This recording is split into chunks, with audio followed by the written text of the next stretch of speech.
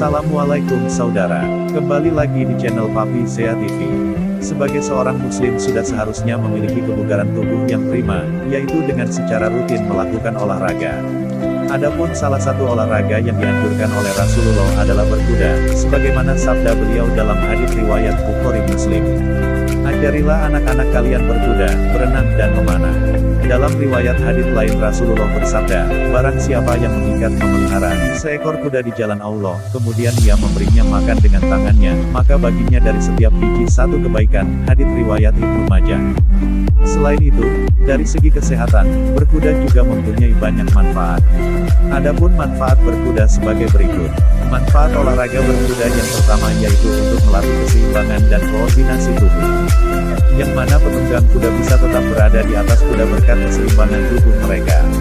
Manfaat olahraga berkuda yang kedua, adalah melatih kekuatan bagian inti tubuh dan kaki. Tetap di atas kuda, membutuhkan bantuan dan aktivasi dari seluruh rangkaian otot. Manfaat olahraga berkuda yang ketiga, yaitu untuk membentuk postur yang baik.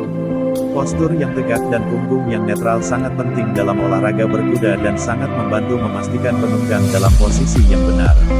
Yang keempat yaitu untuk melatih refleks tubuh, karena gerakan kuda terkadang tidak dapat diprediksi. Selanjutnya yang kelima, yaitu untuk membakar kalori. Adapun menunggang kuda dengan lembut selama 30 menit, dapat membakar sekitar 360 kalori dan membantu mengencangkan perut. Dan manfaat olahraga berkuda yang terakhir, yaitu mampu menciptakan perasaan bahagia.